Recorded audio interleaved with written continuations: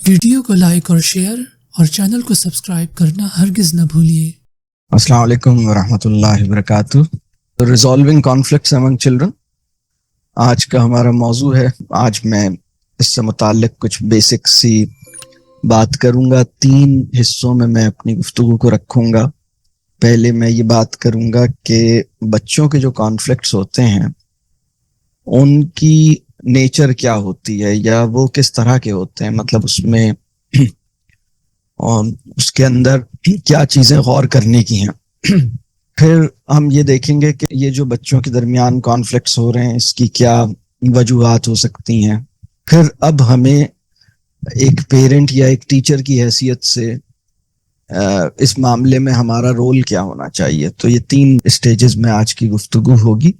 Conflicts پیدا ہونا یہ کوئی اچھمبے کی بات نہیں ہے، یہ کوئی مسئلے کی بات نہیں ہے۔ کانفلکٹس بہت نیچرل ہیں۔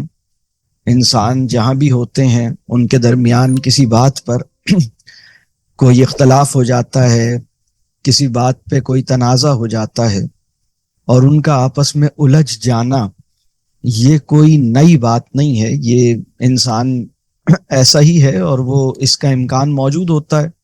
اس کا کچھ امکان انسان کے نفس میں بھی ہے، اس کا کچھ انتظام شیطان نے بھی ہمارے ساتھ مطلب وہ بھی ہمارے اوپر انفلوئنس کرتا ہے، تو اس وجہ سے بھی یہ معاملہ پیدا ہو جاتا ہے۔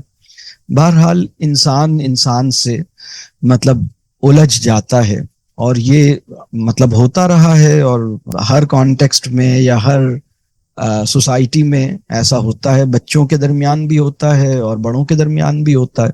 تو یہ جو بچوں کی بات ہم کر رہے ہیں یہ ایک فیملی کے بچے بھی ہو سکتے ہیں اور دوسرے فیملیز کے بچے بھی ہو سکتے ہیں اور اسکول کی سیٹنگ میں بھی بچے ہو سکتے ہیں۔ تو بہرحال بچوں کے درمیان جو کانفلکٹس ہیں اس پہ ہم بات کریں گے۔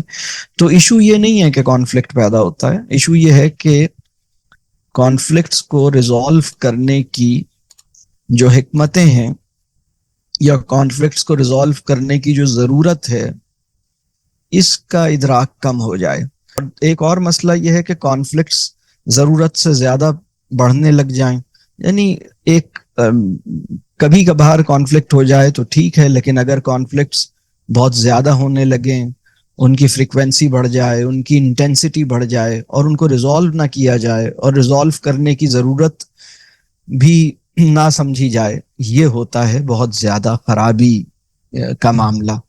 اور یہ معاملہ ہم اپنی موجودہ سوسائٹی میں دیکھتے ہیں۔ مطلب پہلے بھی ہوتے تھے، ایسا نہیں ہے۔ بڑی بڑی جنگیں کئی 100 سال تک قبائل کے درمیان چلتی تھیں، ایسا رہا ہے مسئلہ۔ خیر یہ بھی ایک الگ موضوع ہے کہ روایتی معاشروں کے کانفلکٹس کیسے ہوتے تھے اور آج کے معاشروں کے کانفلکٹس کیسے ہوتے ہیں، یہ بھی ایک الگ موضوع ہے۔ وہاں پر ایک خاص قسم کے تعصب جو ہے وہ بہت ڈیپلی روٹڈ ہو جاتے تھے، اس کی وجہ سے یہ پرابلمس پیدا ہوتے تھے۔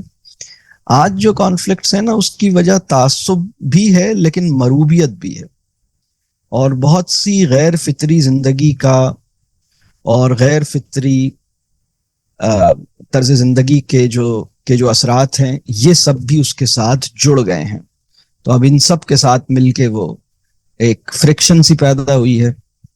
تو وہ ذرا ہم دیکھتے ہیں کہ وہ مسئلہ کیا ہے۔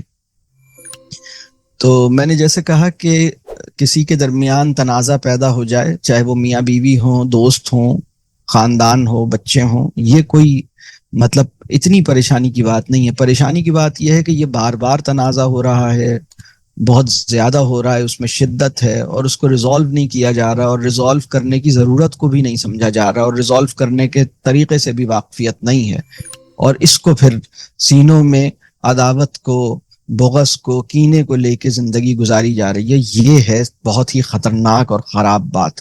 اس سے اللہ ہم سب کو بچائے، اور جس کی بھی لائف میں جو بھی ایشوز ہیں اس کو اللہ ریزالو کرنے کی توفیق دے۔ اب بچوں کی صورتحال کیا ہے، تو ہم ذرا دیکھتے ہیں کہ یہ جو بچے ہیں نا ان میں 2 طرح کے کانٹیکسٹس ہیں جن میں بچے رہتے ہیں۔